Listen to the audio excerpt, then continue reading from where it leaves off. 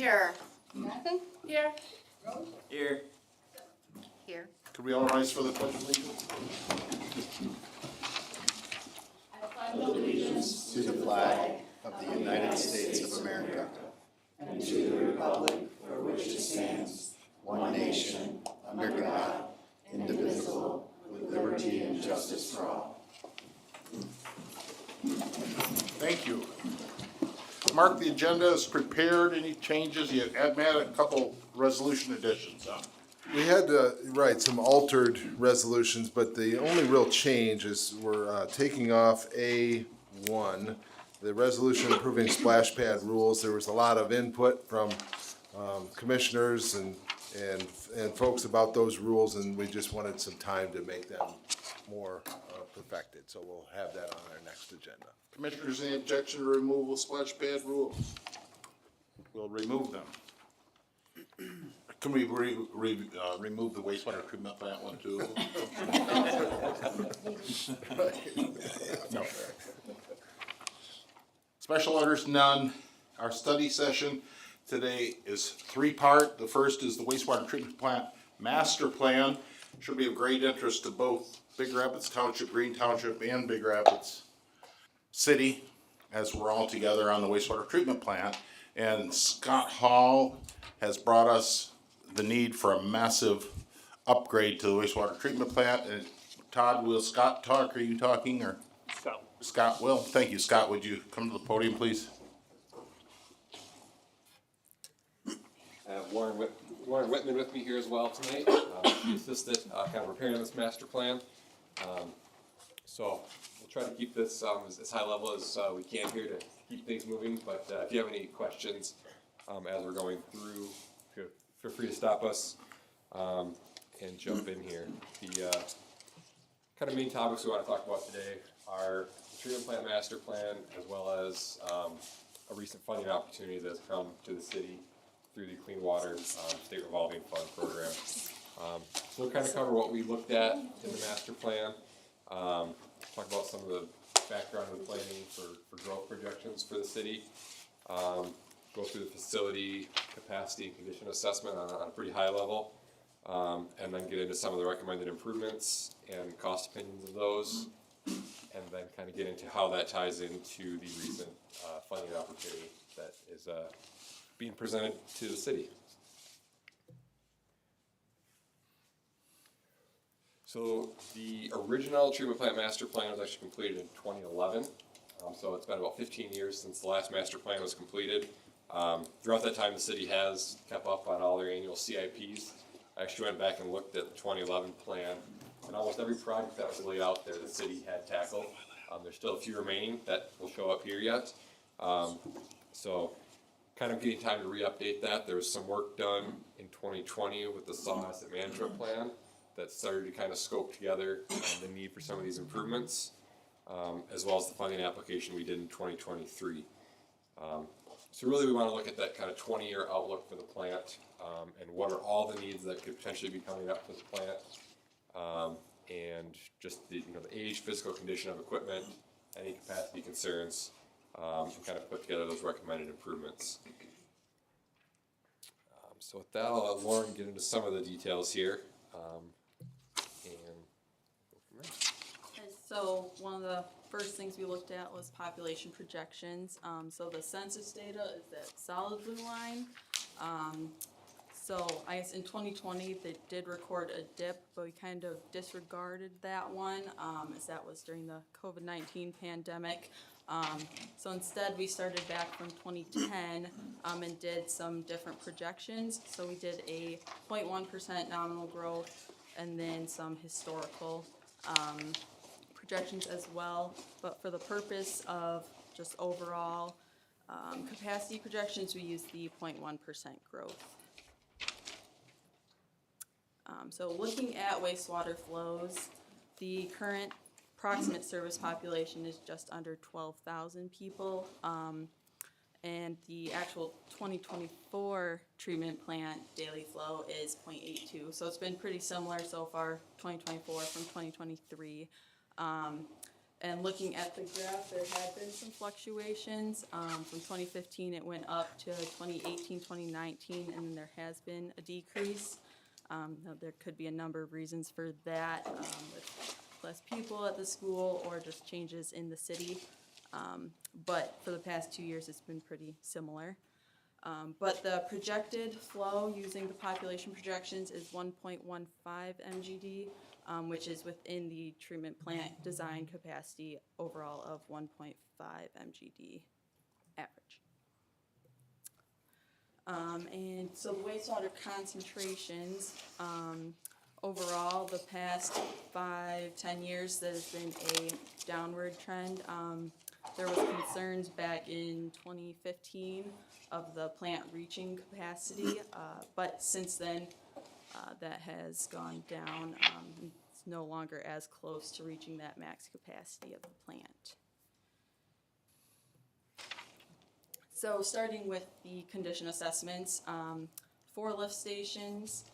The Waterloo lift station was just upgraded about 4 or 5 years ago, so that is in good condition. Just some long-term planning items there. The Novak lift station, that was originally installed in 1976, and that is the top left picture. So there's just the wet well needs some replacing. The pumps are older, and then just the controls, and then some portions of the station are also difficult to access. So there's a number of items to address there. Tioga Park lift station is the one on the right. So that was installed in 2005. There's some issues with the process piping there, and then the pumps have some capacity issues at times, and then the controls are out of date as well. And then the county garage lift station was installed in 2006 with pumps replaced this year actually. But there are some issues with the station layout, controls, and process piping there. So the wastewater treatment plant, overall it's in good to fair condition. There are some processes that are a bit older than others, which is a lot of what we'll be focusing on. So the typical lifespan for pumps, it's about 10 to 15 years. Treatment equipment, 15 to 20 years, and then controls, 10 to 15 years, with pipes and valves and then structures having longer lives of 25 plus years. So the critical assets we'll be going over are the grit removal, the aeration system, the e-screw pump, UV system, some biosolids handling, and then electrical items. The last major project at the plant was around 2009-10, so we're kind of running into that 15-year window on some of these. You just did the screw a couple years ago, though. We did the west screw, yep. So, let's see, I think it's the next slide. We'll show the picture of both of them. So the first is the vortex grit removal system. That was in 1994 it was installed. So it is coming up on 30 years old. So just finding replacement parts for that has been difficult. There have been leaks in the unit, have been repaired, but it's getting harder to repair some of those items. The grit classifier, that bottom picture there, so it's got quite a bit of rust on it, and then overall the system has a lack of alarms, so it's just operating it is difficult. And then also stop plate operations, some of them are harder to pull, or they just no longer isolate the system. So next is the screw pump.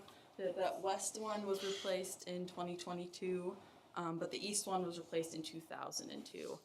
So that one is just the age, it's past that 15-year life. And then also just reliability of it since it is older. And then also, since it's different now than the other one, it makes maintenance easier if they both use the same replacement parts. Secondary treatment, so the aeration blowers and diffusers were installed in 2009, so about that 15-year mark. Current issues that it has: blower turn down, some tank isolation, some of the valves and gates no longer work or leak, and then just the diffuser age since they're 15 years old now. This is kind of like the heart of the treatment process. This is how we degrade the biological matter, and then it's probably one of the biggest energy users at the plant too. So making sure the most efficient blowers are in there and technology is a good move there. UV disinfection, so that was installed in 2004. So again, the age is 20 years old. And then sensor faults, sometimes the sensors fault and they have to go and reset them.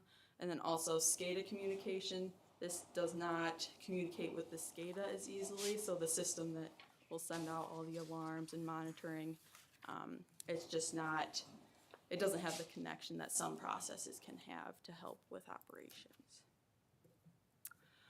Aerobic digestion, so that was installed about 15 years ago, so age again. And then this one also uses some blowers, so energy usage is a big part of this one. It is a large user of energy at the plant. And then some of the pumps, just that technology is not, I guess, as good. They're having some issues with some portions of the pumps. Some of those pumps are existing from even before the 2010 project. They're still in use. Sludge thickening, so this process was installed 30 years ago in 1994. So again, this one has the replacement part availability issues. Just sometimes it's harder to get those parts. The control system, it doesn't communicate as well, like the UV, and then age of the system. So overall, the SCADA that a lot of these processes communicate with, it's having issues with communicating with some of the older equipment, and then also it is an older system, so it's having some of those same issues with newer equipment and older equipment, just not getting alarms that would be useful in operation. So kind of what had sparked all this and what's driving this is the increased cost of all these individual projects. I mentioned, the city's done a good job of, bankrolling and doing smaller capital improvement projects with cash on hand, but as we start to get to these larger mechanical components and electrical gear, the cost for individual projects does start to increase pretty significantly for some of these. So just kind of in this 1 to 5 year outlook here, roughly, almost $10 million potentially worth of work that could be needed at the plant. So obviously a pretty big chunk of work to be done, but there is some positive news about the funding outlook for this. We did capture a majority of these needs in the funding application that we went after. So we'll talk a little bit more about what's covered in there, but it's kind of hard to see, but the very dark bolded items were all included in the funding application that the city has submitted. 6 to 20 year. Again, some of these are a little bit harder to project as the equipment starts to age. These could be a little bit faster or shorter, but once you get through the first 5 years, it's a little bit smaller, more manageable projects on the long-term horizon here, with some of the pump stations and accessory pumps around the plant that are a little bit easier to tackle on a small project basis if need be.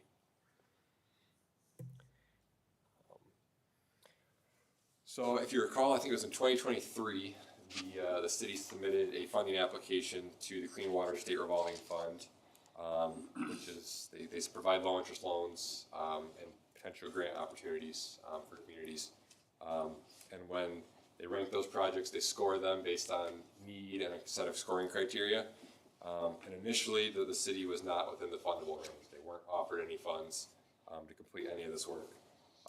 Fortunately, one of the large projects, the city had the state had over $600 million to spread out, and over $200 million of that went to one community, and that community dropped off the list. And so they were able to reallocate that funding down the list to other communities, such as the city.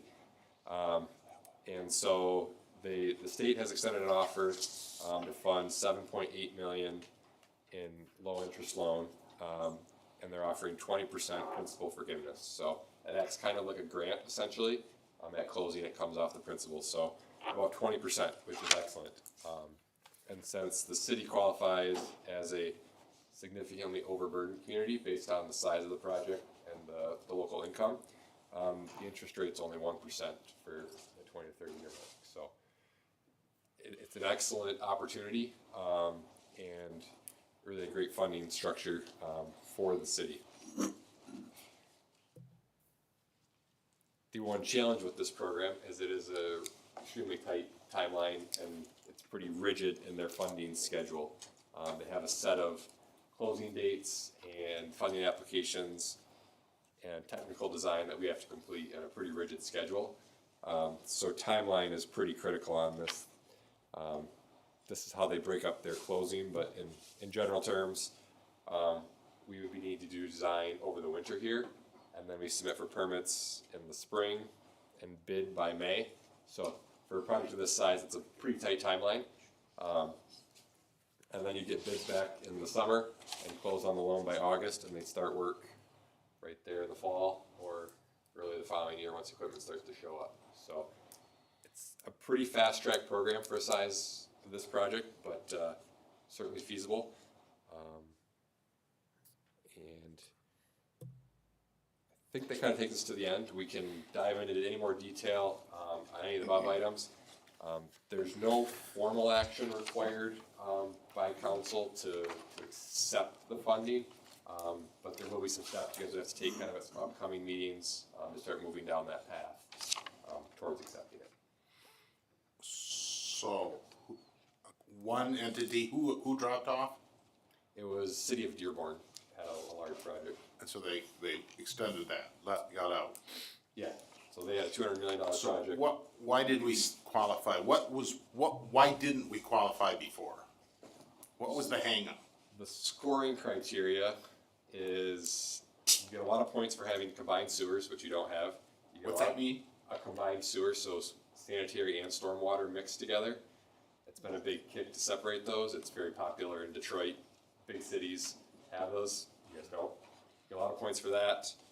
If you have any violations or consent orders from the state, if you've done a bad job maintaining your system, you get points. So you guys have done a good job maintaining your system, and those were kind of the two main points that you missed out on, were those two really.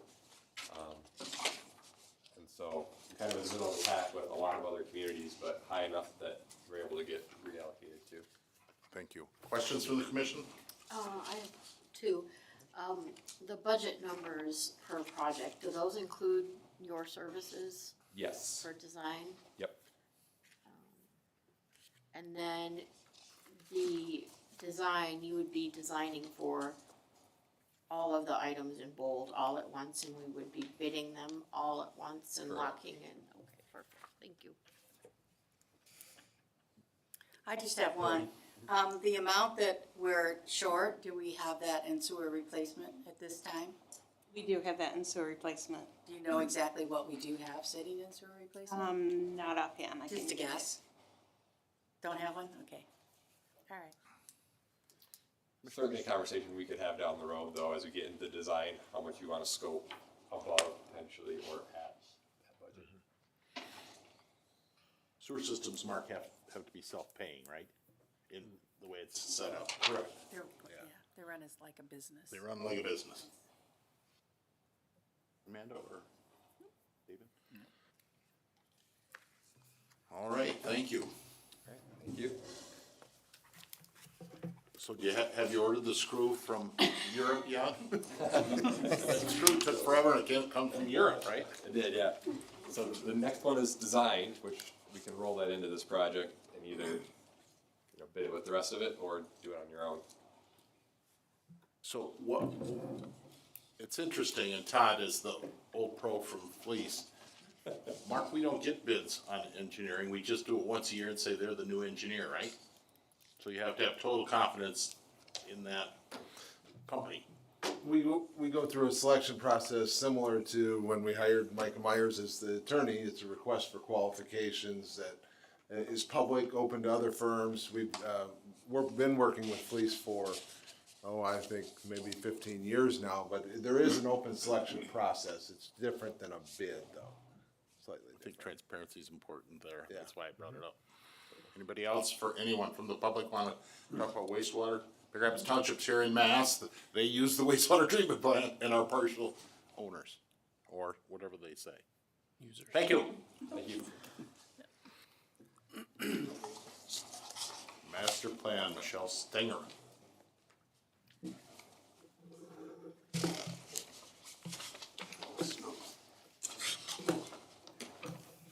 Keep everything.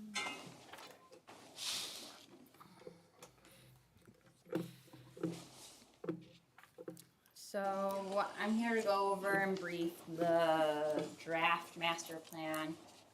We're in the final stages, I guess you would call it, of the master plan process. And so at the next meeting, we're hoping that we'll have approval from the city commission to allow the draft plan to go for public review. And that has to go out for public review for 63 days.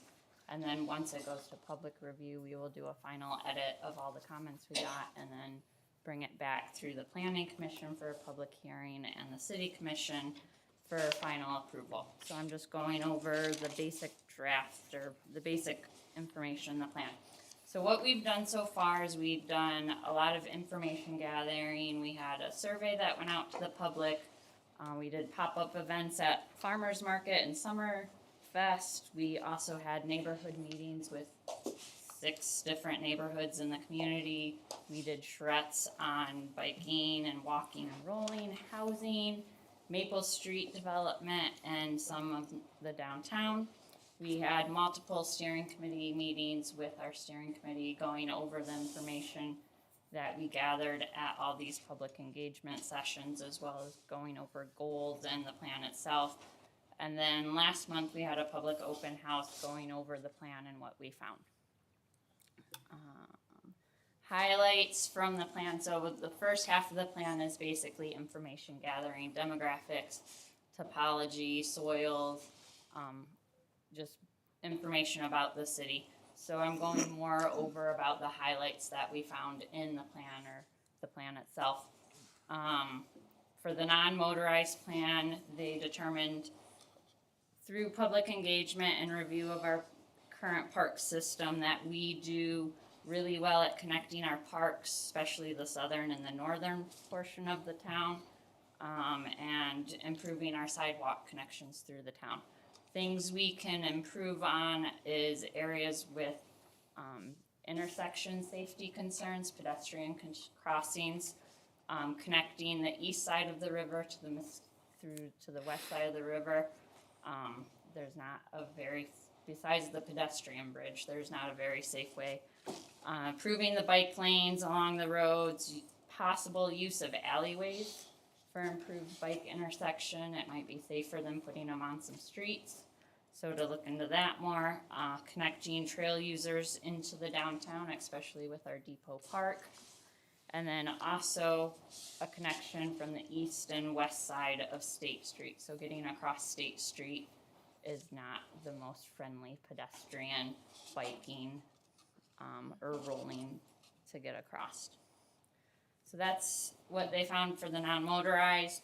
Then it goes into our goals and objectives. So this is information that our consultants gathered from all of those community engagement sessions that we had.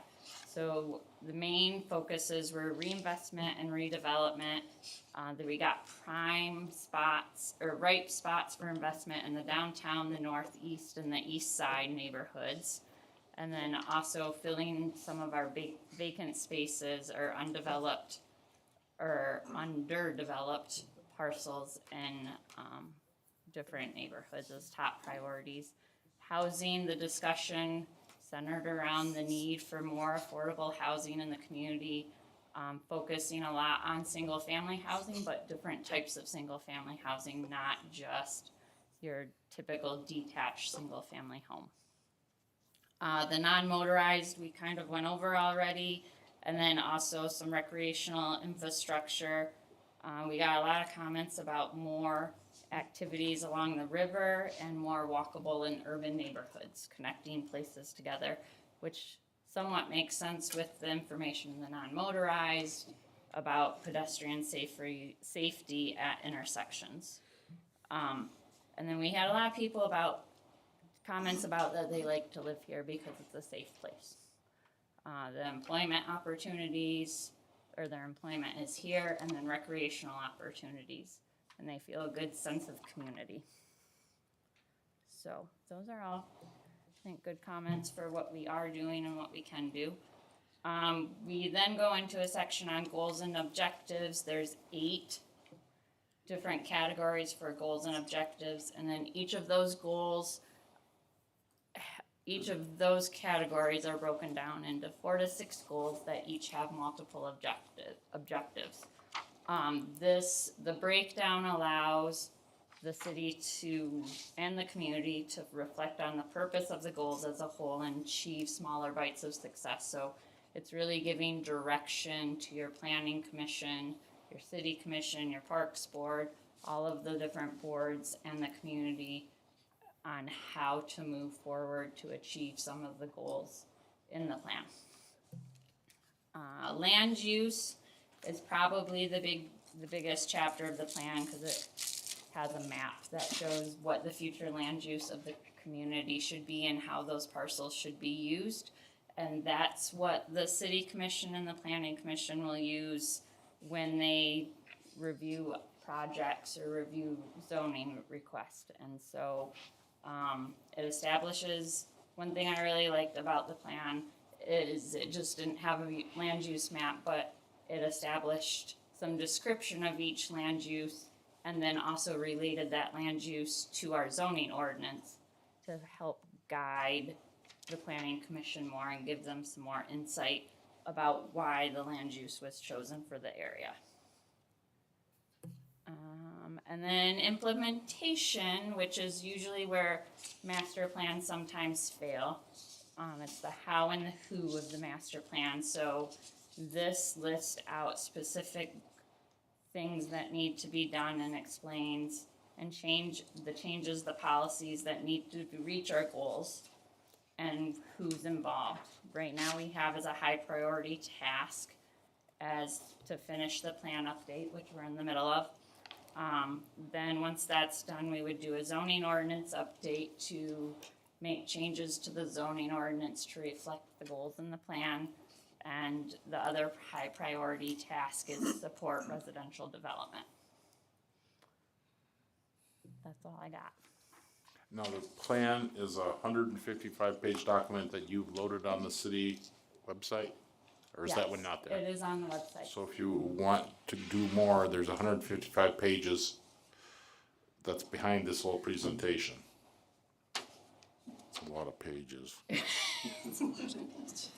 Commissioners, No questions. Thank you for summarizing The summary. 160 pages very well. Thank you. anyone else? Community? Seeing no questions, we'll move to the 3rd study session. Mark, we're not supposed to do 3 study sessions in a day, but I'll be brief. Amanda went to the Michigan Municipal League Conference and has come back with a presentation for us. Please, Amanda. I think presentation's a little bit bold. And if anybody in the public wants this, it's a document included in our package, so all you'd have to do is let us know and we can get it to you.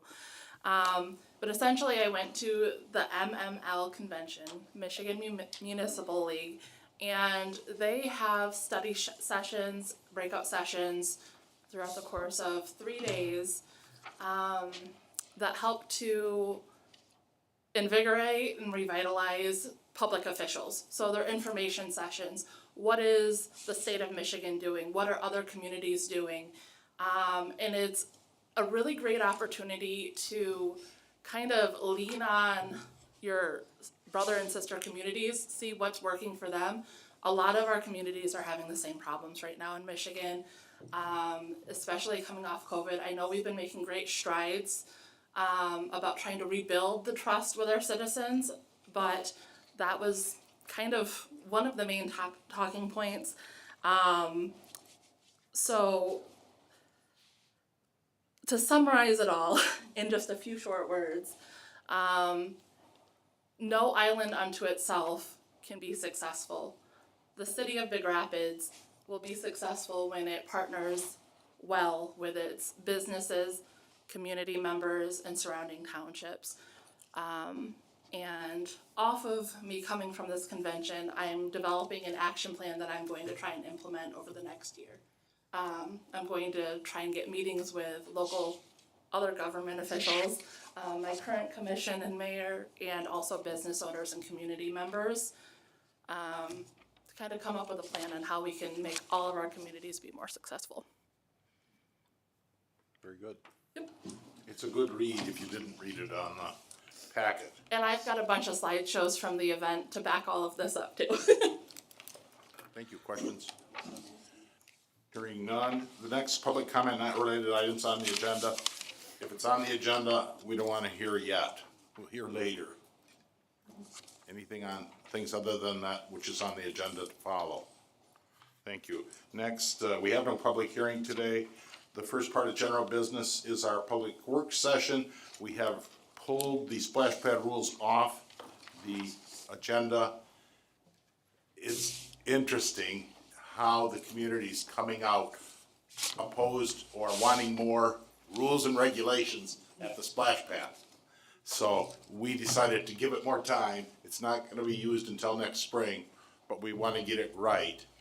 How the police or anyone would monitor these rules is my question. If you have rules, you're supposed to follow them. Well, who's gonna go over there and ID 8-year-olds to make sure their mother's there? I mean, the whole thing's kinda strange to me, and how they do it, Mark, is gonna be, the administration's gonna have to really work hard on this one, because it's gonna be either difficult or not difficult, because you'll have rules you don't enforce. So that's why it got pulled. A lot of questions on that. If you have questions or wanna contribute, would it be Park or you, Heather? You take the, Heather Bowman is in charge of that, and she'd be glad to talk to you about all those things.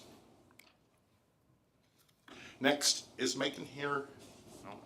Mark, are you gonna take care of that? Next item, the ordinance regarding the smoking? Yes, I'll start. Brad drafted it, so he may have some input too. We had an ordinance that was previously adopted that was not very workable in terms of dealing with smoking in certain areas of our park system. It listed playgrounds and other places specifically, and so then you would add them one by one.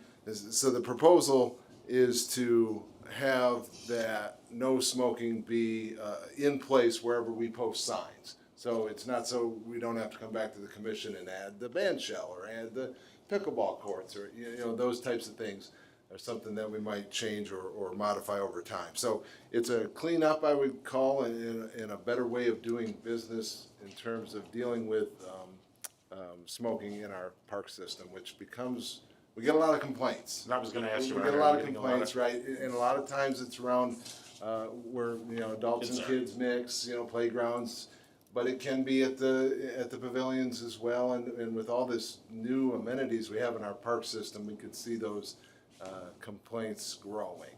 But we also know that, you know, smoking is a fact of life for many people, and some do it, especially around like the softball diamonds. That's a common activity that happens there. That doesn't seem to be as big of a conflict, so there's gonna be a lot of discussion about where we wanna post these signs and again, how that's enforced. You know, that's it's a difficult subject, as you brought up in our previous one, so. That's what I have, Brad. Commissioners, questions, thinking about that issue? I have a question that I just thought of. How does this affect City Hall? Does it at all? If there's, I mean, this would be buildings outside, so it'd be signs, if you post signs, no smoking outside, then there's no smoking within 20 feet of those signs. But it could If include. the signs aren't posted, If the signs aren't posted, then there's not, you can't smoke inside, obviously, but you can. obviously. Outside, you'd have to post signs just like you do at all other city properties. Was there thought, Mark, with your administration on making no smoking on any city property? We did talk about that, Mayor.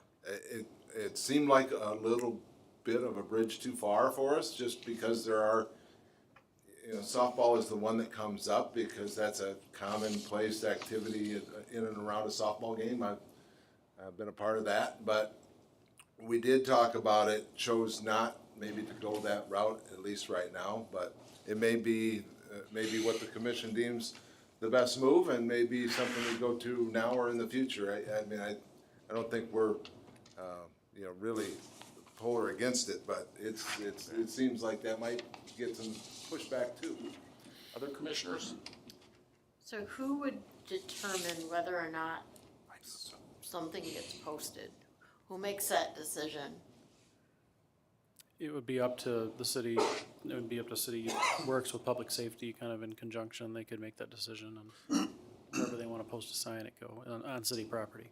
Right now, what does the ordinance say? Right now, it's only in 5 specific locations, so the Playscape in Hemlock Park, playground in Linden Street Park, playground in North End Park, playground on Big Rapids Community Library grounds, and the fitness court facility in Rotary Park.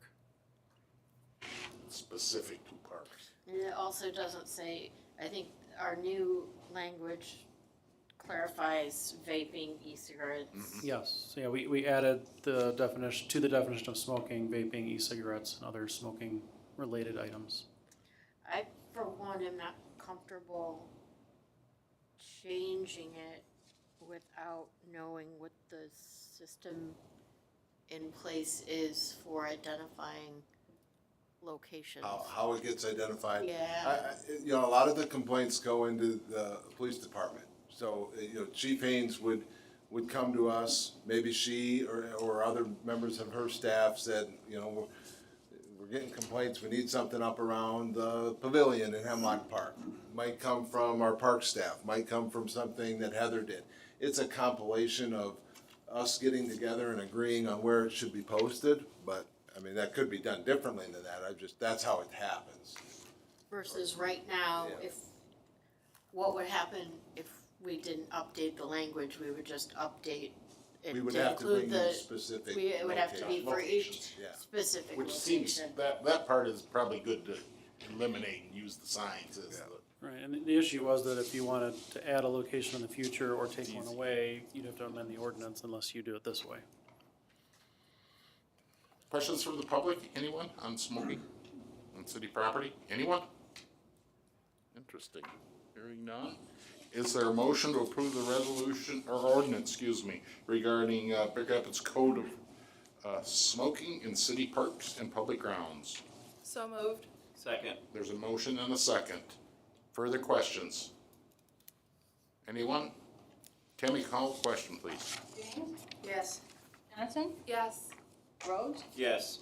Simmons, Yes, Gunther. Yes. Motion carries. Next, a resolution awarding the bid for the construction of the depot trailhead. This one is interesting. It changed overnight. Mark? Yes, it is interesting. So we've been working on a depot trailhead project for many years, right? We have a trailhead that is not welcoming to visitors, and the trail is being paved from the south to the north, and we believe that's going to be an entrance point that many use into our community. So we applied, got what's called a RAP grant. It's administered by the right place, as the commission is well aware, a $450,000 grant to do improvements to the parking lots, add a functional restroom building. There's seating and a little bit of a picnic area. It's a really nice addition to that spot, and again would be welcoming to trail users and others. We had a proposed budget of about $950,000. We went out to bid.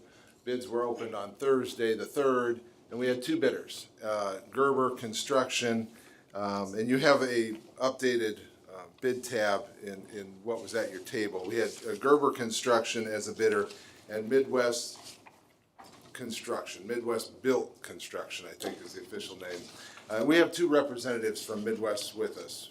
Andy and Mark are at the tables behind Tammy. Midwest, in their bid submittal, gave us a lump sum and not the unit pricing that was required as part of the bidding. And so what you received in your packet, that again was the same day, was a scramble recommending Gerber, who we are obviously very familiar with working with. And I should say, Gerber's bid is $360,000 more than Midwest, and substantially over our budgeted amount. But nonetheless, in your packet, you received a recommendation to work with Gerber. Since that time, I have spoken with the owners of Midwest. We have done reference checks at Midwest. We have folks from Midwest here. We, as a staff, Todd Richter, our from Fleece, as well, has done those reference checks. Believe that Midwest is capable of doing this project. They did not submit the unit pricing, but we have it now. It's in your packets, and are under budget, in fact, for this project, which is a nice relief, as you are well aware. So, Mayor, yes, there's mixed signals here. That's what you received, one recommendation on Friday and a different one today. I think it's understandable how that happened, but we are really interested in doing this project under budget. We haven't been able to do that on many of our others, and believe that Midwest can provide the service and the abilities to do so. I believe that's the case. So that's where I'm at right now, but I'm happy to answer any questions, obviously. Heather? Anything? It'll be a good project. Todd, all's well with Fleece? Yeah, we reviewed the unit pricing that came in, and it looks to be performance with what we expect. I have a question. Yes, ma'am. The people that receive the bid award, are they able to move unit prices to other line items if something comes in over or under? You understand what I'm asking? Not exactly. Well, you've got this all broken down by unit pricing. You know, traffic controller, soil, erosion, whatever. There's dollar amounts there. So if one of these line items come in less, are they able to shift that money somewhere else that may come in higher? That's my question. Are they working basically, they have a bottom line number of $800-some-thousand, that's what the bid is, but how in between here, all these lines? Todd, please jump in. But some of what happens is, and why it's useful to have these unit prices, is they'll get into the job and find something unexpected. Or maybe it's not even that. Maybe the city staff or the commissioners say, you know what, we need more trees. Well, now we know how much it is to add more trees, right? It's locked into that I kind of understand thing. that. I wanna know if it can be moved, Moved.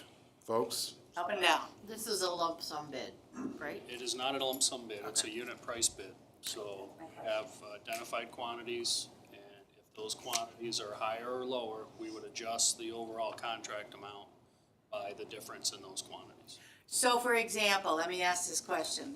Site preparation and grading, their bid is $6,200. The same thing for Gerber was $151,200. So they're not apples to apples. That's a lump sum unit item. That one item is lump sum. So we've rolled a bunch of things into that one item. If something were to change outside of the scope of that item, then we would have to look at a change or a modification. So what sometimes happens on those lump sum items is one contractor will put a little bit more money in there because it's guaranteed to be paid, versus another contractor may not have as much in that item because it's a one lump sum. But if I'm understanding what you're saying, is, well, we'll just use the site preparation for example. So if they can't do it for $6,200, and let's say it's $10,000, then that excess has to come back to the city to adjust their bid to give them that extra money, correct? Yes. Well, If 6,000 to 151,000 isn't the same, Todd. That it's not doesn't the same. fit. So They know that. you write scope of works for each unit prices? For the unit price items, there's a scope of work. There's a scope of attached work, to so that. it So it would have to be, it's not just that we can't do it for what we bid, it's, this was a change in what you're asking to be done. And they would have to justify that. But that doesn't explain why there would be such a disparity as Commissioner James brought up. Did you guys did you go line by line and talk about why I there might be looked- such a disparity in the post bid? We see disparity like that in those lump sum items. So some contractors will put more value on them than others will. But they may see, those lump sum items there's one of them, so they will get paid that one lump sum. So if I'm a contractor, sometimes I'll put more money in that, knowing that I'll get paid that. Whereas if we decrease the amount of sidewalk on the job, those quantities would go down and then you would get paid less on that item because there's less quantity. But they're bidding a set of plans and specs, Yes. which is where the scope of work is. Mhm. So the only way to change the unit prices is if the scope of work changes. Which we do, which comes up sometimes, yeah. Right, so the dollar amounts we see right here could be considered a lump sum because you're awarding based on the dollar amount, and the only way that it changes is if you add or remove work, Correct. which you typically wouldn't do unless something unforeseen comes up. But there's always a lot more adding than there is removing. But that's why we have our excellent consultants prepare good plans and specs. There, if you look at this whole list, I'm doing it as reacted, it's way different. I mean, 30,000 to electrify versus 13,000, you know, something's, I'm looking at bottom line cost, because the unit price stuff doesn't line up at all. Which is why I ask about scope of work, There's a because lot of those. if the scope of work was the same for both of them, then, so, you know, not knowing why there's a disparity, did you guys talk about what subcontractors they were using? Did you go through their subcontractors list in the post bid? See, I don't feel like the conversation I had with city staff was late in the day on Friday, and I don't know that. We have a list of subcontractors. They were provided to us. Yeah. Is that the question, Commissioner? I'm No, not sure if that was did the you, question. did you talk about each bid category and, No, I looked at both bids, what we would expect from our engineer's estimate. The pricing was in conformance with what we Your see across the engineers. board. You will always have different prices. Some items will be higher or lower. What we try and look for is the outliers. What, does this, is it an unbalanced bid, or is there a penny shown for something? Or is the unit price way out of whack where something raises a red flag? And I didn't see anything like that. The lump sum items, I really can't. I don't know what's in those, and contractors can move those dollars back and forth on the lump sums. so, let's use an example. If we only got one bid, we wouldn't know if someone else is sharpening their pencil because they really wanna work in the city of Big Rapids. Compared to, you don't know in bids what you're gonna get, right? But I think what I'm hearing you say is you guys have prepared an estimate ahead of time, and the bid numbers and unit pricing from Midwest Construction Group is consistent with the budget number that you put together internally. Okay. That's what. So, where's Midwest out of? Zealand. Zealand. And have you done work up this way? Matter of fact, we just finished up a park in Cedar Spring. Good, welcome. The bid was good. We hope the work is just as good or better. Thank you for that. Questions further? Other than to say thank you for coming to a public Yeah. meeting, and showing us who we're gonna be working with. Is there a motion for accepting the bid from Midwest for the depot trailhead? So moved. Second. There's a motion, second. Further questions, public, anyone have a question? Tammy? Yes. Yes. Yes. Gunther? Yes. James? Yes. Next, is the resolution accepting a grant from the Mishta Housing Readiness Incentive Grant. Who's talking about that? You, Michelle? Talk about that, Mayor. All right. This is a $50,000 grant that we applied for that has no match. It's a program that Mitch just put out to help communities try to get whatever they need. You can use it on multiple different items, but what you think you need to get ready for housing.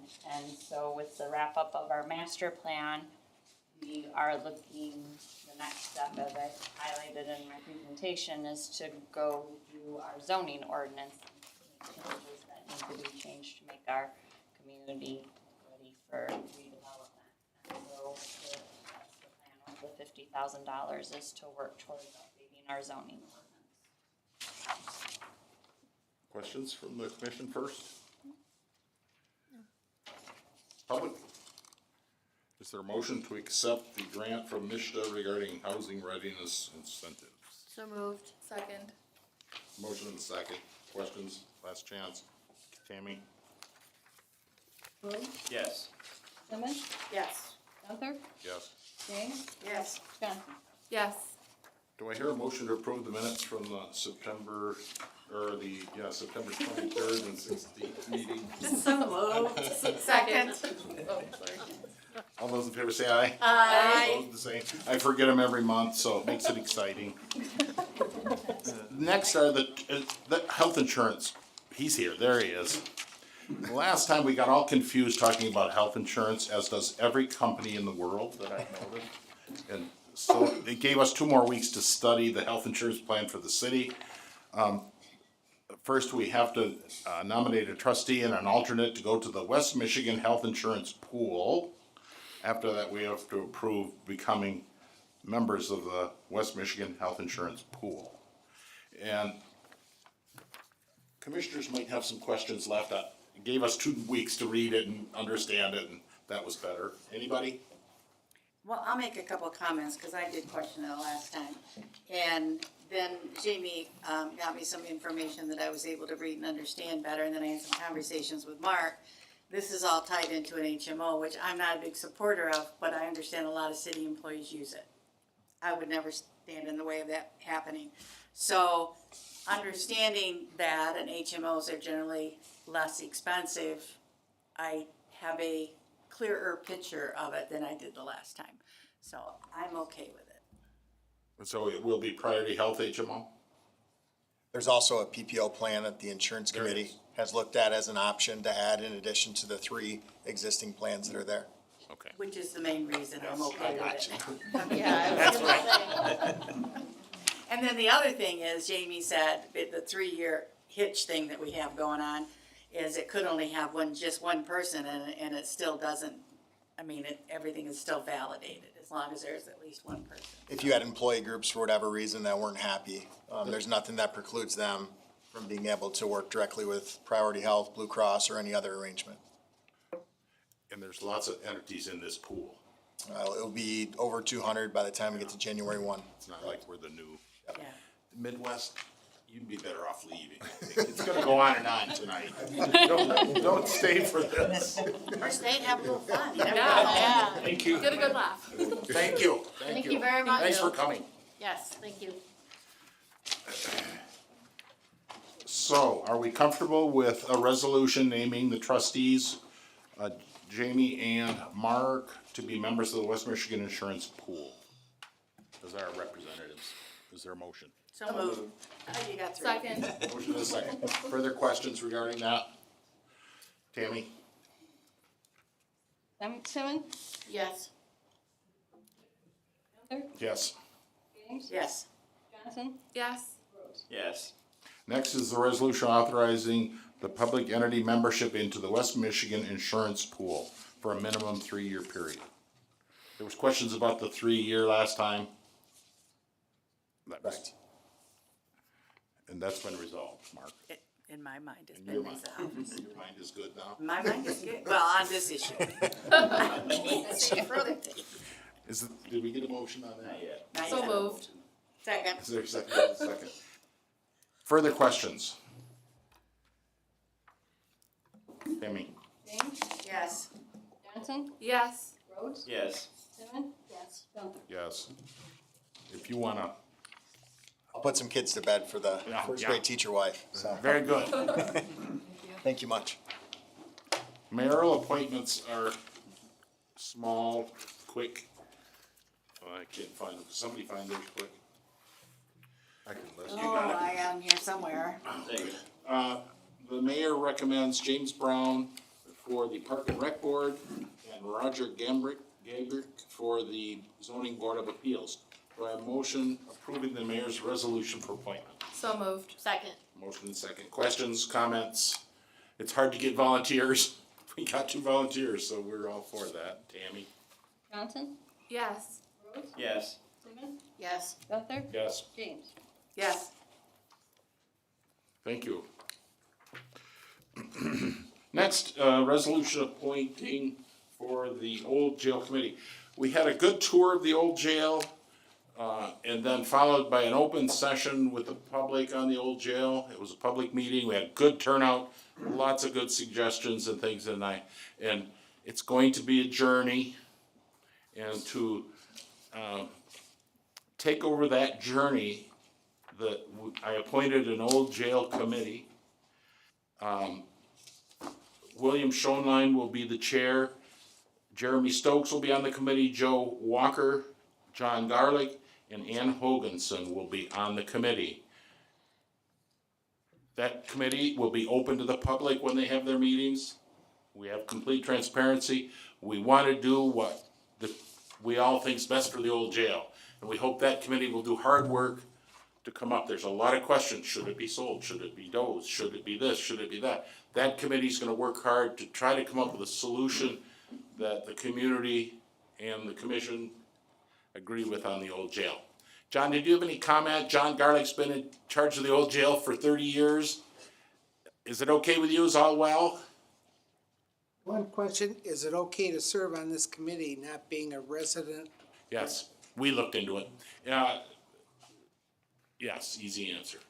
Joseph Walker is a city employee. Joey Walker is Michelle's, one of her workers. So he'll have a good inside track. And of course, you and Ann know the old jail. Ann lives there and you run it. So I thought it looked like a good committee to get good work done. Go ahead, John. So what's your charge to the? You will have it. Have you finished it yet, Michelle? We worked. I wrote it up today, so Chairman Schoenlein asked for the same thing, John. they'll be getting something. And so it'll be coming soon. I sprung it on him this morning because he sent me a text, so they haven't had much time to generate that. And they've talked to, I know at least myself and Mark, and I don't know if other commissioners yet, but it's coming. Anything else you can think of? No? That'll itemize the scope of our duty to come up with suggestions, right? Yeah.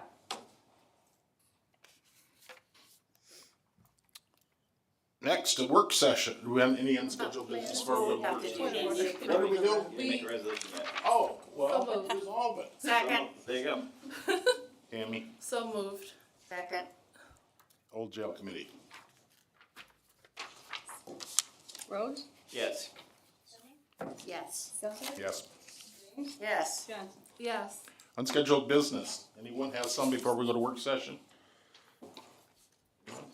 Okay, we're gonna take a 5-minute break before the work session starts because some people have to take a break. Have it,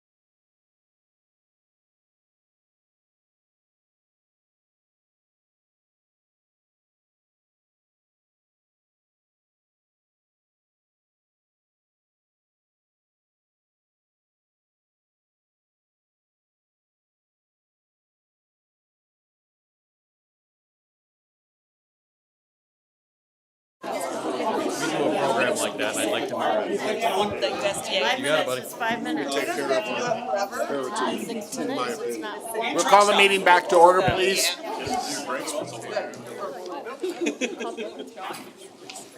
As everyone knows, in the last couple months, the city and township have been talking about their fire departments. And we decided to do a work session on this so that everyone on the city commission and from the city would understand and hear all the ins and outs. And we're starting on my plan. First, I'm gonna ask Steve Schroeder questions. Then the commission's gonna ask Steve questions. Then the public can ask Steve questions. Once all the questions are answered, we're going to then talk about that contract a little bit. We're not voting on that contract today. We hope to vote on it in 2 weeks if all goes well. Steve Schroeder, Fire Chief. Yes, sir. Why would we ever merge fire departments? Yeah, so one of the things that we really look at in the discussion of merger is really providing a better level of service, right, to our community. And that is the honest answer. It's about making sure that we have personnel that are trained in the same way, that respond in the same way, and are effective and efficient, so that we can handle the emergencies at hand in the area. So that's really what the basis of this is. So a couple of things that I've looked at when you brought it to me, Mayor, and we've had discussions and talking with Carmen here is, looking at actual operational readiness in that category. Several things come to mind on that. One of them being training, right? So I'll try to be as brief as possible, but every firefighter in the state of Michigan goes through initial education, right? And the same for EMS, MFRs, EMTs, but they go through initial education. Once they're done with initial education, they come back to their individual department, and then they train and they do more on individual equipment. And a lot of that's geared towards our policies and procedures, our standard operating guidelines, all of those type of things. So one of the things in looking at merging is we have two departments that are geographically very close together. They historically work hand in hand. So, structure fire scenes and large MCI, mass casualty incidents, I know you don't like the acronyms, but mass casualty incidents, where you need a lot of personnel, we work together, hand in hand. And so it only seems right that we should be having discussions as far as how can we work hand in hand more efficiently, right? The core of what we do is the same, but at the same time, the way we essentially, as I put it, come off the truck. How do we come off that truck ready to go? What's our equipment like? Do we have the same equipment? Are we trained on the same equipment? How do we do those things? So in a collaboration, merger, whatever you talk about, it would be about coming together on that and expanding on that. Like I said, it would be policies and procedures so that we all know what each other are doing on a scene. When we get on scene of an emergency scene, it's happening fast, right? Lots of things, seconds count, things like that. And we want to know what one hand has versus the other. If you, really any employment that I can think of, unless you're self-employed working by yourself, you kind of start to anticipate the people you work around, right? And it's the same in the fire service. We do the same thing. So just really expanding on that. Make sure we standardize those policy and procedures. Standard equipment, that's a big one.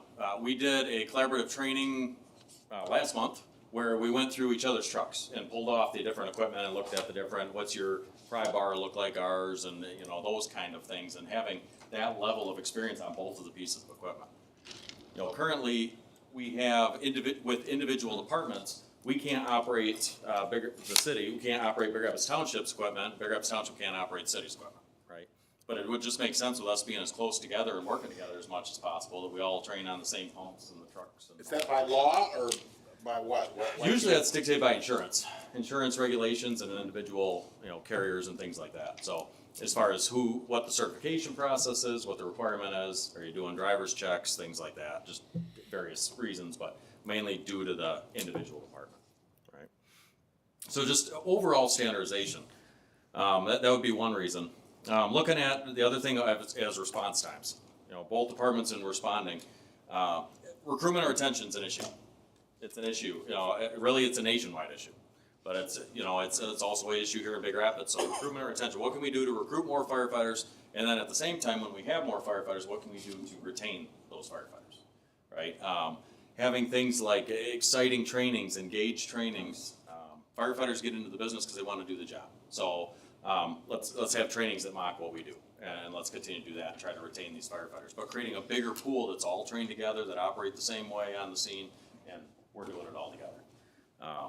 Now, when it comes down to response times, we have at the city of Big Rapids, we have career fire staff, so 24 hours a day, 7 days a week. We have 3 shifts of 3 firefighters, minimum staffing is 2. So that means the first apparatus getting called, the first truck, that's going out the door almost immediately, 24 hours a day for the first calls for service. Then when you have second calls for service or 3 calls for service, we're getting pretty close to we're over 1,300 calls for service now. And so, second calls are real, and third calls and things like that for assistance. That's being handled by our station coverage personnel and our park paid coming in. And in some cases, if we don't have those personnel available, it's handled by mutual aid entities having to come in to respond on that. So creating a bigger pool of firefighters, again, trained on all the equipment, just betters our odds that we have somebody available to help us with the second and the third call and all of that. So in either jurisdiction, right? Also puts those trucks in route quick. We also have the just geographical components of our response districts. Big Rapids Township fully surrounds the city of Big Rapids. So Big Rapids Township's coverage area is on the north side, as well as our coverage area goes all the way down to Quality Inn. Well, the Quality Inn on the south end of town is, you can see Township's fire station, right, in proximity. And likewise, when Township Fire gets dispatched and has to respond to their station, to respond past our station to go up by the airport for a car accident, it doesn't seem as efficient, right, when we have crews at the station. And that's handled because of jurisdictional boundaries.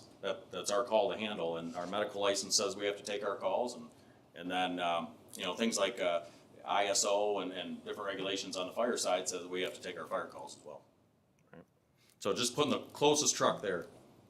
The other aspect of looking at it is redundant equipment. Looking at actual operational things as far as one of them that I've used before, and you've heard if you've came to any of the other meetings, we've talked about this, is fire engines. We're looking at needing a new fire engine as a city, Big Rapids, to replace a 1998 engine. Big Rapids Township needs to replace an engine as well, which is even older than ours is.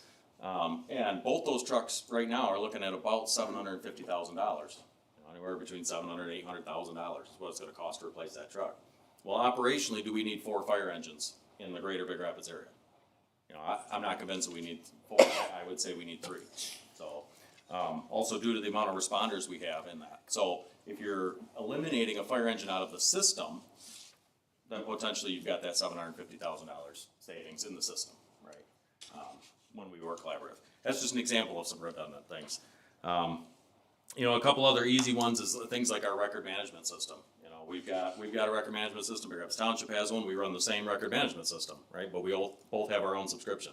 So being able to combine that and I understand that's smaller amounts, but it's just those are some of the examples, right, of figuring out what those are, and then finding those redundancies on either department and taking those funds and putting it into our personnel, right? Put it into our more recruitment, more retention opportunities, things like that.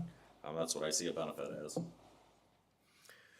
And then another component of it is the the liability, especially when we're talking about mutual aid calls and we're handling each other's calls, especially if we're busy and we're asking Big Rapids Township to respond to our calls, or they're not available or busy, then we're responding into their calls. We're responding to buildings here in the Big Rapids area. Again, it's not a very in the grand scheme of things, not a huge area. But at the same time, we're responding to buildings we don't know about. We don't have any knowledge of those buildings. Either department responding on, right?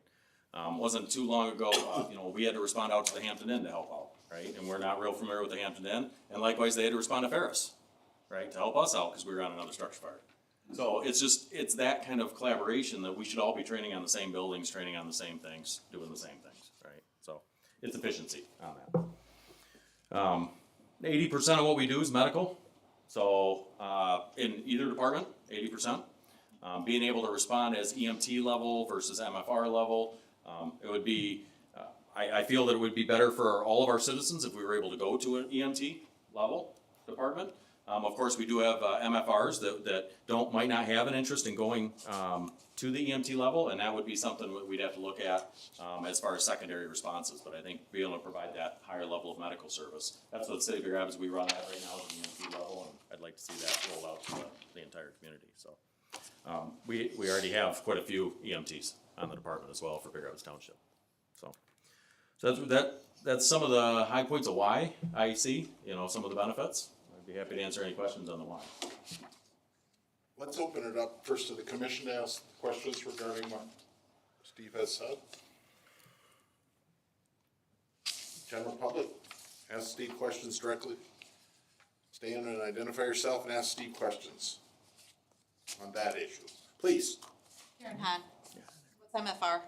Sorry, acronyms, I try to catch them all, the mayor gets me with those all the time. Medical first responder, Thank you. yes, sorry. How does this affect, you know how, like when my dad fell out of bed and he couldn't get up and I can't lift him anymore?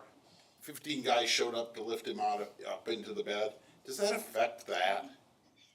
I mean, do you send 15 guys from the city to the city people who fall out of bed?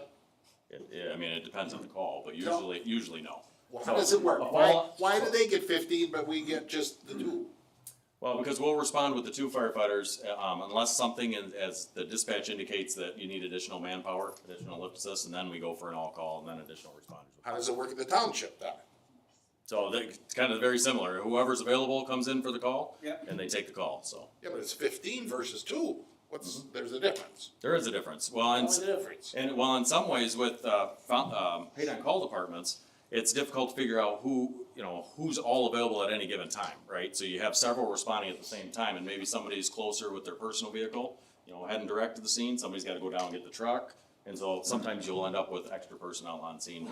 But it's expensive I would think, for the township to be paying 10 people there to help grandpa back in bed. No? Questions for Steve, anybody? Yeah, no, I just want Please, Terry. to stand up at the follow the rules, Teresa, Terry, Ventusia. One of the problems that we have, why 15 of them show up, is vertical challenges. You never know what we're gonna face when we get in there. And so if we have someone that weighs 750 pounds versus 450 versus 120, you don't know that till you get there.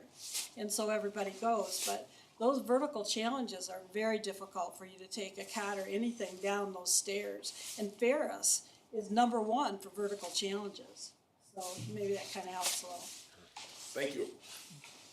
Steve, financially, is it better for the city or not as good for the city? And the same question for the township. Financially, the collaboration, talk about that. Yeah, I feel the financial collaboration on that piece, I feel like, I hit on that a little bit in the why. I feel like being able to really look at what type of resources we have that are already redundant and being able to capture some of those costs and put them back into personnel. I feel that's really where the benefit comes in, that we're adding personnel to the system. Very roughly, statistically, right, if you have a roster, maybe only 50% are available at any given time. And that is a very crude, rough number. You never know. Some are working full-time jobs, some have kid responsibilities, those kind of things. They're not available for the call, so you're playing a percentage. So naturally, when you have a larger roster, your percentage is gonna be higher of somebody available at any given time. And that's really where I see a big benefit in using some of those capital costs to then utilize the funds that are already available in the entire system to put additional personnel on, and invest in our people. That's really what I see. Steve, how many part paid does the township have? Right now, roster's at 10, right? So. In the city? We have 18 paid on call and 10 full-time, including myself. So both units, do they receive a set dollar amount regardless if they respond or not? I don't know how it's done anymore. I've been gone too long. Big Rapids Township Fire responds on a point system, so they get a point credit for every call they go, or trainings and things like that are worth a point, and it's weighted against a known amount. Whereas Big Rapids City, we run as an hourly. Which is how it would be as part of the new agreement. Everybody would be the same? Because they're all City of Big Rapids employees. So they wouldn't receive like a set dollar amount for being a paid firefighter, they're gonna receive for responding, They get a paid on call amount, when they Right. respond. but not a set dollar amount just because they are. That's what I'm getting at. We still do the stipend, we still do the $50 stipend. Stipend, I guess that would be the word. How does that work, Steve? So $50 stipend for being an active member of the department. You get that for just being a member. Per what? Per firefighter. No, per No, month? what, per I'm month? sorry, per month. Okay, Wrong per. Per they get month. paid monthly. Did you say $50? 50, 50. Okay, so that's. Your folks do, your paid on calls get $50. They do. So that's reduced significantly from what it was years ago, but you're paying them differently, which is probably We pay them why. hourly. Yeah, okay. But everybody would be the same. Everybody would be the same. Because they're all City of Big Rapids employees. Correct? So, yeah, and in looking at that, And looking at that, a lot of what I'm comparing it to is what our active budget looks like right now, our budgeted for our paid on calls currently for 1,300 calls for service. And that's what I'm using as a rough basis to say that it is feasible, or I see that it's feasible. So I do have a question. Potentially, would this mean that any of the township firefighters who are kind of grafted in are getting paid at a better rate? Well, I believe that would depend on the point system. I can't answer that one. If we adopted this contract?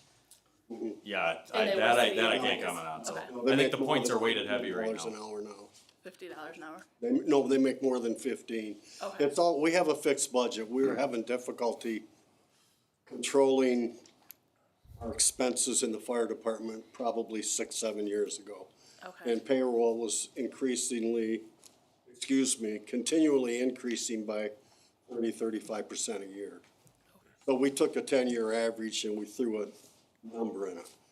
And that's where the point system came in. We had to cap it because we had no control. So we did it that way, so we have a fixed amount. It's very predictable. You can plan your budget. So that's why we did that. So to clarify my question then, it's my understanding currently with the point system in the township that if a firefighter goes to like 20 calls, effectively their rate of pay is less than what it would have been if it was 5? If they get 20, the more points, the less? No, it depends. It's by total responses within the department. Okay. We're not gonna do that, though. We're gonna have one system, Yeah, one pay. Right. there's not gonna Right. be. Carmen? So maybe there would be a little bit more clarity of what they're gonna get paid then Yeah, per in hour. this new system. Okay. That's what I was looking for. Okay, good. The firemen from the township are part of our system, so they'll get the $50 a month and get paid hourly when they come in. Right, same as our There's no guys. more The same. firemen from the township. Right, it'll be It was firemen, all city. it'll just all be firemen, right? So what is their rate of pay? The Big Rapids Township's rate of pay? What's City. our hourly? Ours, so our dual trained is $15 an hour What do you for mean by- EMT and fire. Oh, okay, Dual. gotcha. And the ones that aren't, Trying to remember what the actual hourly, it's like 14 something, I believe. close? Do I have any only fire? 50. What's that? 1450. 1450. Okay, so only a difference of 50 cents an hour. Any other questions regarding money or whatever? Yeah, Sean? I will say that, you know, as a city employee, we are compensated for every single hour worked. So if you come to the station for a parade, compensated standbys, training, we have station time opportunities. The firefighters with the city, we are given station time where you can come in and work hand in hand with the full-time on a shiftly basis as approval by chief. You can come in and do driver's training at any hour of the day. That's also compensated. Anything that they do is compensated. So it's something that you get what you put in. Our members, those who put in, they do very well. But you have to put your time in. And we have different opportunities, different levels. So you can be a par paid and just show up to fires. You can do a station coverage, and after you get signed off, you can come in and cover the station. And then we have also a part-time status where I believe we have 4 firefighters. Firefighter Boosie was recently signed off, and so does firefighter Hauger. And now they can pick up shifts as a need basis before mandation. So we're not ordering people in. So there are different levels. And to build on Captain Wellington's comment there, and that's all competency based. So, you know, there's a book, like it's an option, you know, if they wanna work through that and sign off and understand the equipment, through and through, they can have the option to be a part-time employee. Steve, I don't understand what's the negative. I have a hard time thinking what's the negative if they're all gonna be compensated the same and just have better coverage, better equipment. What's the negative on this? Don't tell me about detachment and annexation. That doesn't mean anything to me. You know, I'll be honest, I have a hard time with that question as well, Mayor. Please, I do. Mr. Hahn. Tim Hahn. Yes. Big Rapids Township, I live there, and there are a lot of Big Rapids Township residents that do still react strongly to those words. And I get it's a problem, and I'm not saying that it's a good thing. I'm just saying it happens. We have strong feelings even after the last meeting that we had. I had calls talking to people on, neighbors, they were concerned. So that's kind of one thing that I did want to ask. We keep using words like collaborate and merge. This isn't a collaboration or a merger. It would be the Big Rapids Township Fire Department moving underneath the Big Rapids City of Fire Department, correct? So, no. No. No, it wouldn't be. Township would be contracting with No. the city to provide That's service. what it This is. is a mutual aid agreement contract, similar to what we have with Green Township. Yes. You're currently doing 3 other townships, I believe, Barton, Green, and Norwich. And quite honestly, I'm sorry, Please. I don't wanna speak, but I shouldn't. It's, it's kind of the wave of the future. It's what we're gonna need to do as a community, in a greater community, is to combine things, to have the resources to serve the community, the greater community. And in my opinion, this would need to start out with a success. Because, we have a lot of difficulty in the county, as Steve said, with the recruitment and retention. I think you currently have a roster of 28, I believe you said. And immediately that would go to 38, and that would be at no cost to the city. And we would immediately have 38 people, and we would still continue to pay our 1.5 mils. It's a win-win. And Mr. Hahn is correct. There are people in the community who are very much against it. They're still very bitter from things that happened, 30 years ago. And you also have that sense of ownership. You have that pride of who built the fire department, and they built it was their baby. And in any area such as those types of service, fire, police, sheriff, there's this sense of ownership. There's this, it's my kingdom.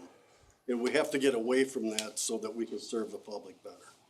Steve, what year did the Big Rapids Township create their own fire department? 82, I believe. 82. I came in 83 and it had moved. Apparently Big Rapids City covered the township for decades, right?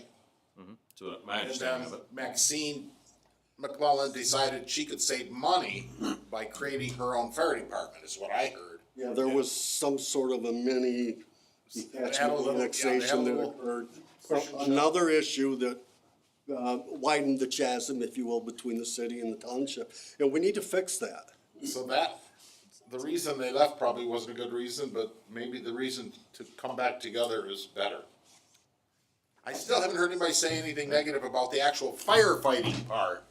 We should make it negative. Who was first? Go ahead. He's an expert. Tom Parker, Big Rapids Township Fire. Everyone keeps saying, we'll go to the city. As a township firefighter, I have to apply to be on the city fire department. Or are we automatically gonna go to city employees? So if you may, or you don't mind, yeah, so as under this agreement, it would be that you would go through the process of becoming a city firefighter. The reason for that though, and I'm glad you brought that up, Tommy, but the reason for that, and there is a good one, all right, is one, we've got to ensure that the background check is consistent so that you have access into our building, and things like that, right? We got to grant that. So it would, that's pretty much that, and then the physical, right? So NFPA 1582 pre-employment physical is what we do. It's my understanding that it's not necessarily the standard right now for Big Rapids Township Fire, because that includes like PFTs, pulmonary function test, another acronym, pulmonary function test, things like that. So it would be that to help protect the firefighters as well as the additional responders. But there's no guarantee though that we will be able to. That's correct. Be on city fire. That was what was bargained between the township leadership and the city leadership. So- Was that the township firefighters would apply to be, in the city fire But system. there's no guarantee that No guarantee. you take over township, you may not get any of us because Right, you there may need- be ones that don't want to do it. Well, yeah, but then there's the ones that do. There's still no guarantee that we're gonna get I hired. think that's correct. Your roster still may be 20, whatever it was. Yes, that is possible. We're hoping not, right? We're hoping That's one everyone of will our go- big concerns. Well, and- Us moving, being taken over, are we still gonna have jobs? Well, and I'll be honest, that's what, and you just said it, Tommy, that's not at all what my goal was, is to have it seem like a takeover. Right. No, Is what no. you had said. So I see it as a collaboration, right, where we can come together under this. But there's just certain requirements that we have to meet. No, I understand, right? we understand So that. going through that, but I would like to, and I was actually gonna comment on this anyways, if you don't mind, Mayor. I was just gonna say, I view it as a collaboration. I do. I know what the wording says and what it might feel like, and I do, and that's what I've told you guys. I've told you that in meetings, is I feel like we can come together under this, right? And that's really what I'd like to see, is the collaboration there. No, and we all agree, this collaboration wise is gonna be a good thing. A lot of us are just concerns on, you know, a lot of us have given a lot of years of service to this community, and are we still gonna be able to continue? Understand. Please, Karen. I just have a little bit of a question, concern over the resources of the leadership. Mr. Schroeder is excellent, obviously, and, but you're gonna be spread even thinner than you are now with the airport and everything else. Do you have a plan going forward? Are you gonna add more leadership under you so that that's covered? That's a lot to put on one person, that's all I'm We're saying. working on it, Karen. The biggest thing is the airport. Right, I mean, what fire chief runs an airport? that's not getting, The only one in the world. that job's not getting smaller. That is not getting smaller, no. So you are hearing what's going on in management of the city. Something's gotta happen. Is it a fire inspector? Is it whatever it is, something's gonna, yes. But is there gonna be enough resources to figure that out with the 1.5 mils? I haven't seen numbers on, we don't know what we're gonna hire yet. Yeah, and there is some discussion at that, of what that would look like. It's a good question, and certainly there is something. You're right on. Yeah, the airport would have to be under other management. And would we find a way to make that work with our current resources or others? Yes, there's no question. Now, you know, whether or not there'd be other administrative staff at the department is another question for maybe, you know, this is a one-year contract. And I think there's a little bit of, we're gonna learn a lot in this 1 year. To know that kind of judgment call, I don't know that we know that right now. The airport, absolutely, something. It'll give both entities the opportunity to evaluate it over a year and decide, is this something we wanna move forward? Correct. Any other issues? Yes, please, One other question, and this goes back to people in the township. If we don't have answers to these questions and there isn't a concrete plan about what's gonna happen with the management of the airport or just the entire plan, why are we planning to vote on this in 2 weeks? Will we have the answers to those questions then? In terms of the management of the airport, I think, I think I could have those questions in a short amount of time. Yeah, we've had lots of conversations. I think it'd be unfair to me to talk about them publicly right now, just given the staff of the airport. You know, that would need to come first, but this is not something that would be at a whim. You know, we've had many of these discussions. We need Steve's leadership and expertise with this expansion project, but I think there's a way to do that too. That is something we could talk in depth about in 2 weeks, yes. The other thing, Tim, you gotta realize that if Steve's working down at the station in the township and spending all these hours there, how long will this city commission say, oh, that's just fine, if they don't wanna do it and it'll take 6 months, it won't take 6 months. Amanda, Because we're not gonna put him in that position and not have this thing, lined up, because it's not fair to the Big Rapids Fire Department. The point that I'm making is, it's not that I'm worried about Steve, I'm worried about my neighbors in Big Rapids Township having an idea of what they're signing, what are we signing up for? They don't understand. They should come to the meetings. Sorry? They should come to the meetings. I agree. Don't. I mean, that's, You know, it's a situation where I think it would be helpful for the township to maybe take a step further in communicating with them. In saying, here's a letter that's explaining everything that we're doing. So, again, I'm not faulting anyone. What I'm saying is, in talking with people, there is concern about this. And one way to quell that would be to clearly communicate exactly what's happening.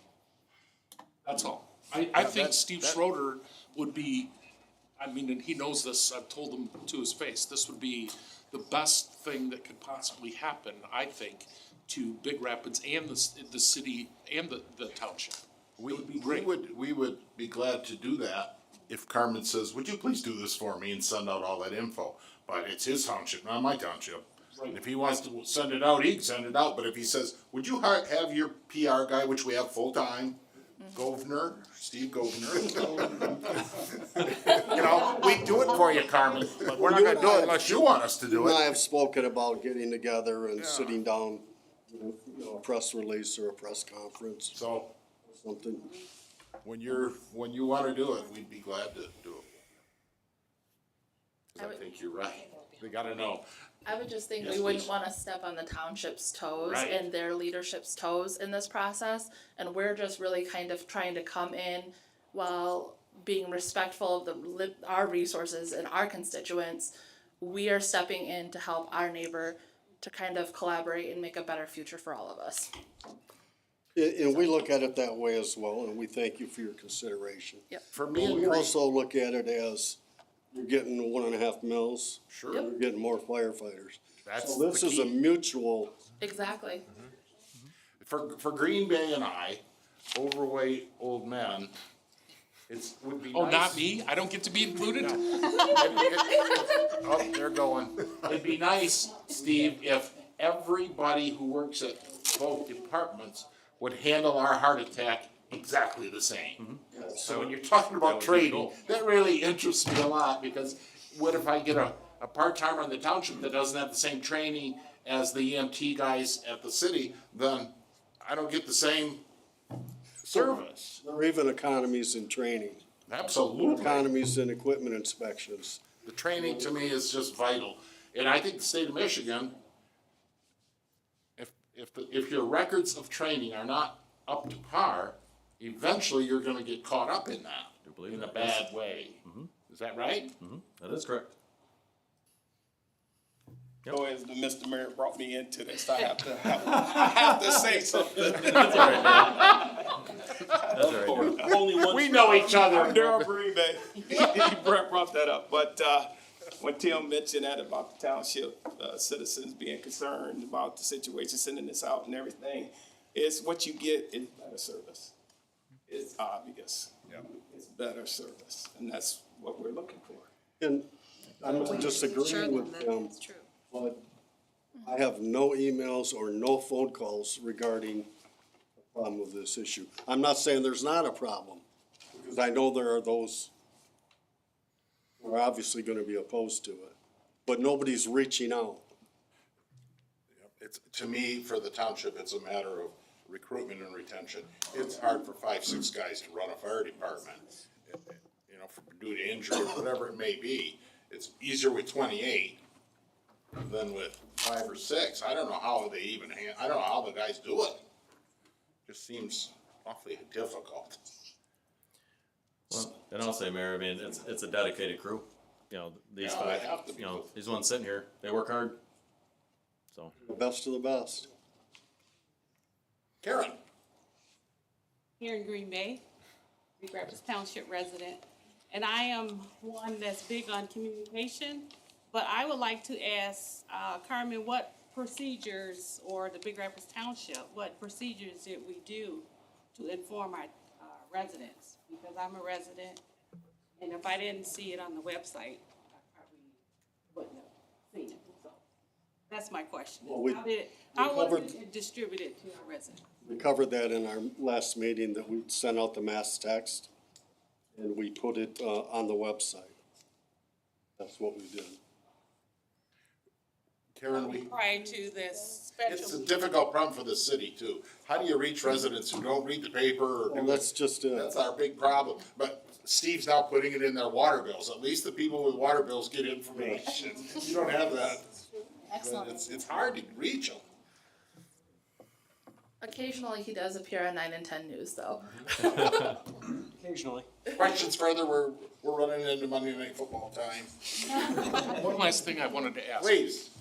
Is there any resale on these fire trucks that are 750 grand to buy? I mean, you're dumping one, is it going, where's it going?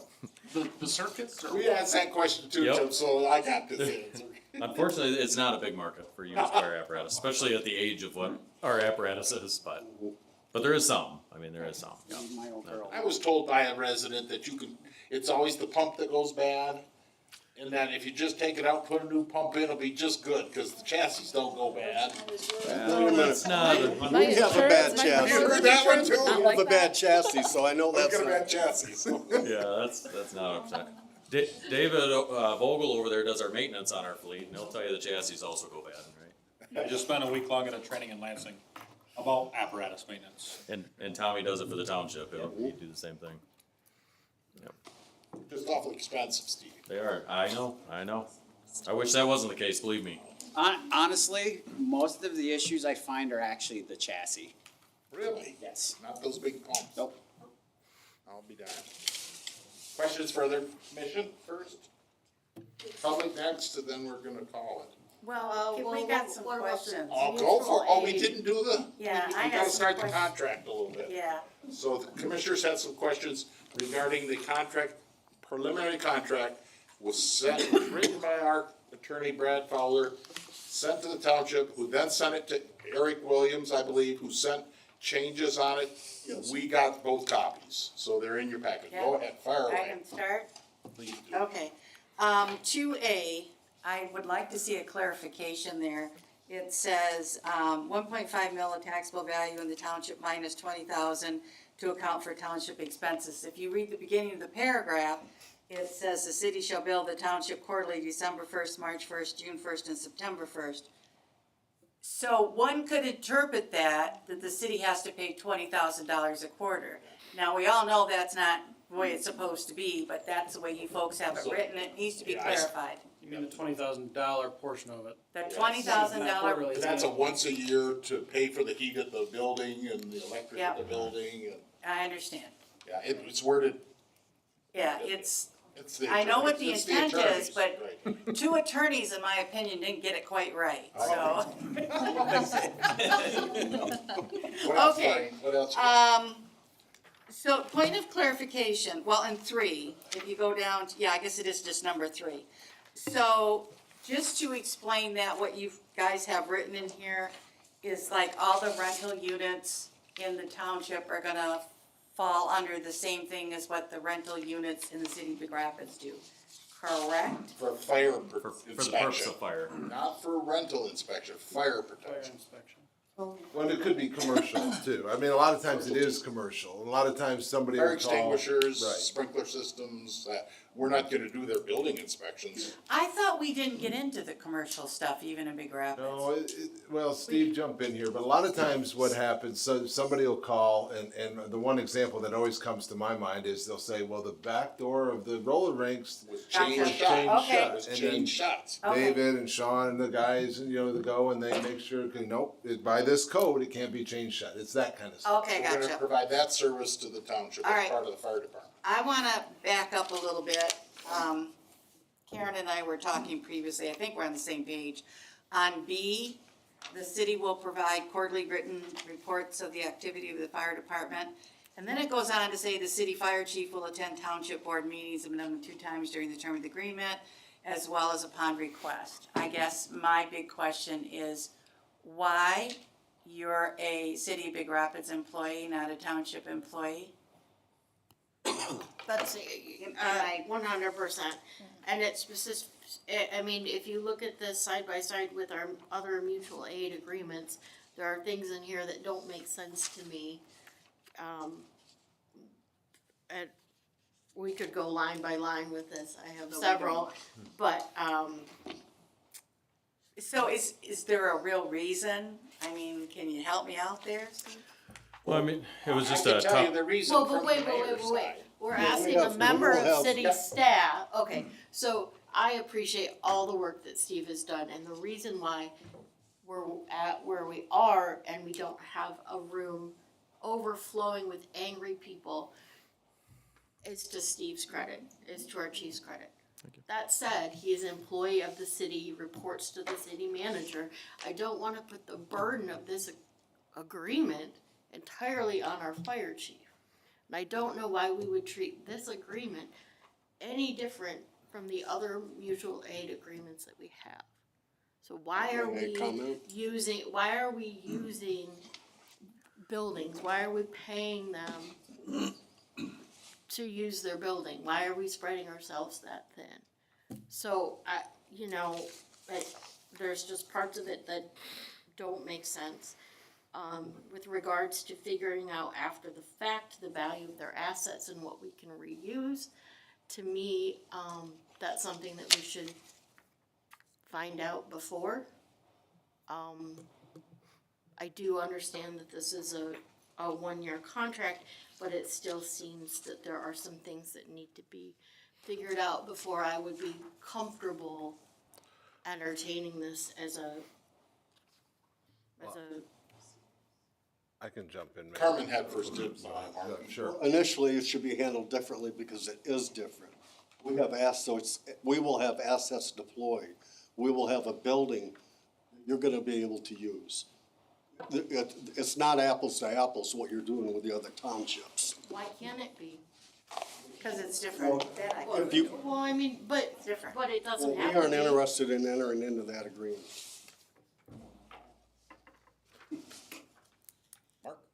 So, Karen, just maybe one at a time here. So the $20,000,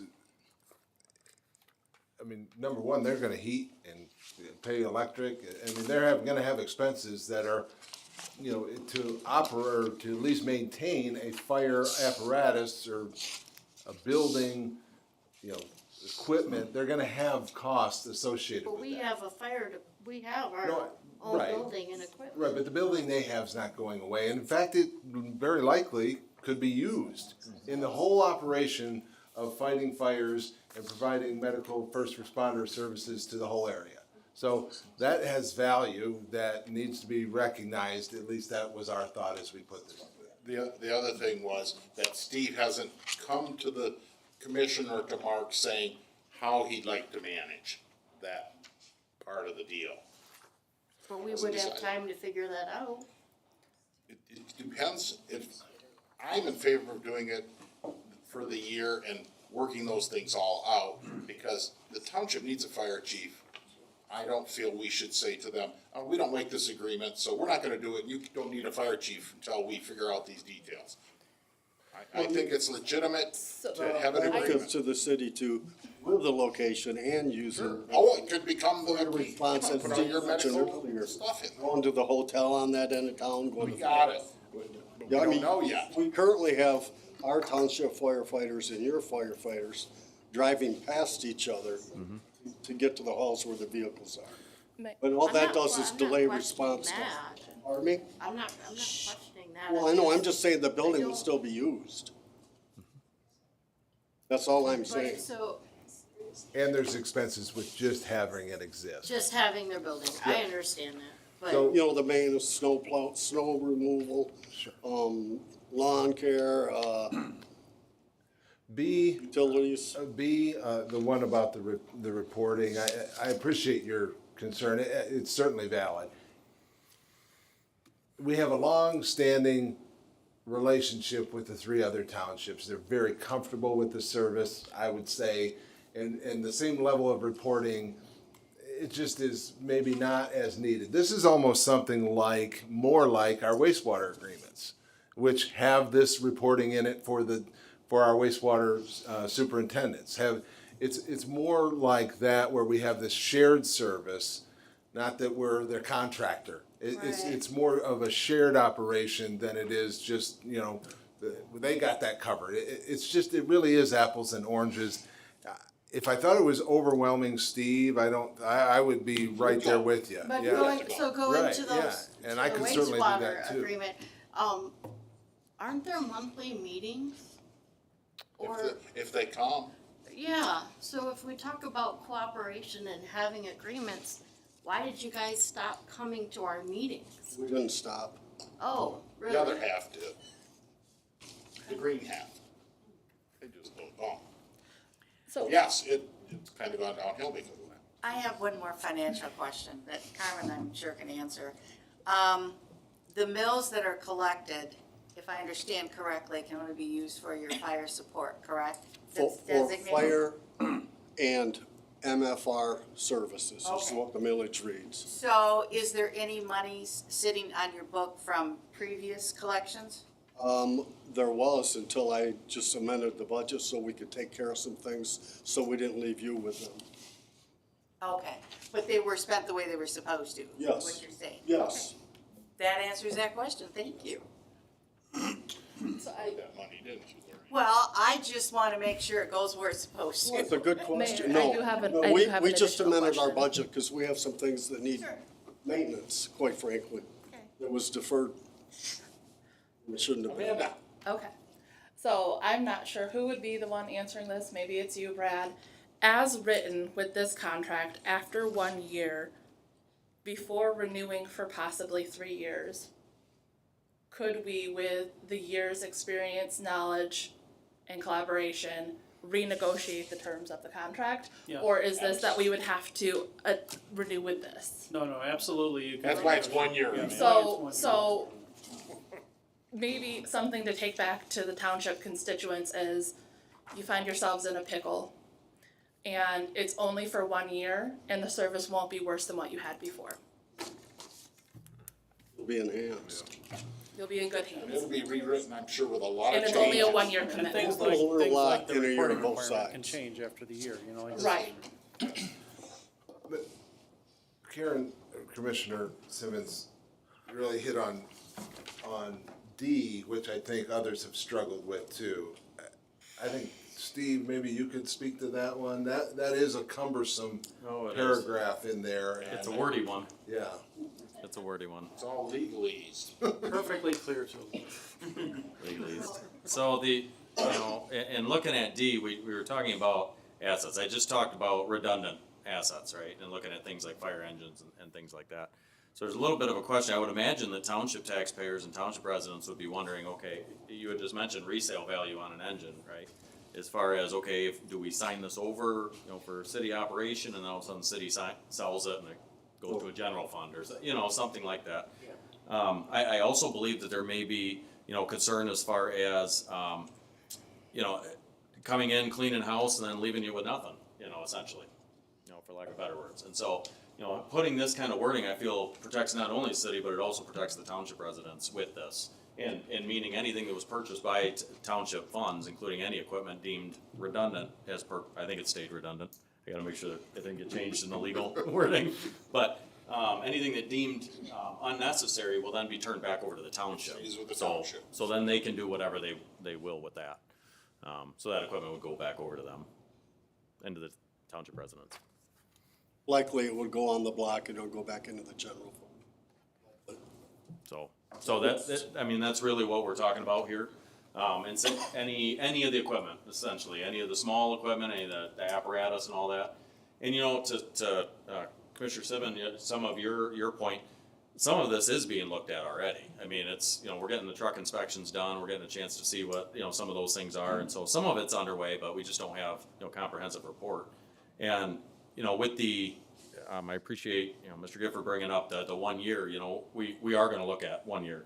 I see it as a 1 year of, statistics, 1 year of data, 1 year of all these things to see, where everything's at officially. How many times this station, the other station used, the township station.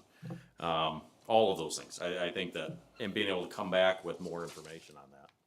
With any type of endeavor such as this, there are gonna be unforeseen circumstances.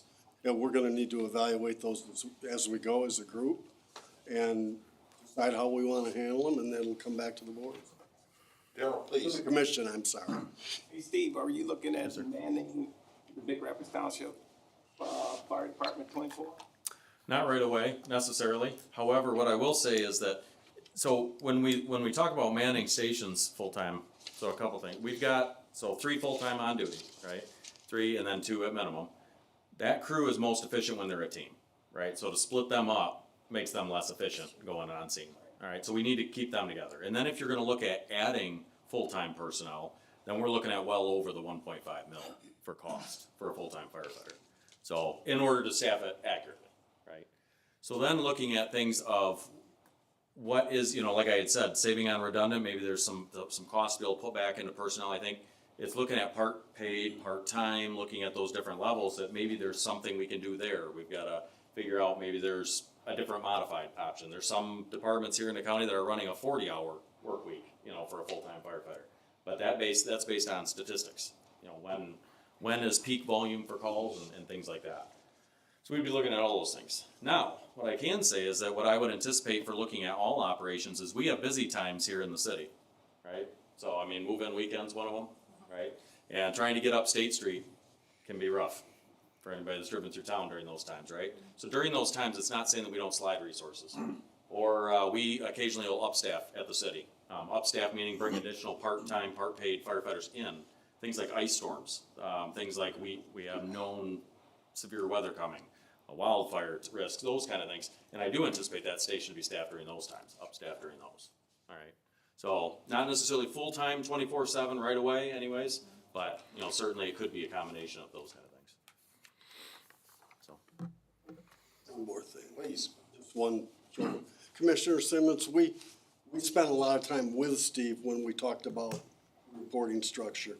We didn't mandate anything, we came to this mutually, we didn't, just so you know that. I understand the process. Very good. Oh, Tim, one last chance. One 'cause last it's getting chance. late. Thanks, Doc. This addresses the equipment. At the end of the year, it's a disaster. It's over budget. Everything's gone right down the,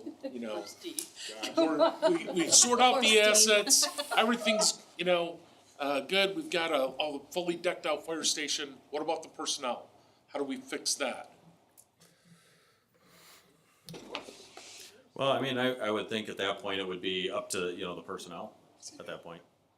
If what you're saying, was to occur, I would imagine that, there would be certain personnel that wanna come down and reestablish, or, maybe there's additional personnel or something like that would come forward. But I think that would be kind of the purpose of that, so. And honestly, it would be a no hard feelings from us, so. Well, who the heck wouldn't wanna work with you? I appreciate that. Questions? We're adjourned. Too late, Tommy, too late. Who was it? Did you make that? No. Huh? Does he have, who is it? We had a question. Yeah. Come on, hurry up, Tommy, it's 8:30. Township assets are like city employees, are they gonna be able to go to township fire, grab a truck, even though it's on lake property? Under this agreement, yes. Okay. Yep. So insurance wise will be covered. Yes. That's gonna under be, Because it city's would be insurance under the department, all hence, to drive their hence the equipment. employment. Okay. reason. Yeah, that's good. Okay. No, that's what, I just didn't know, I just didn't know if we would be recovered. City Commission is adjourned.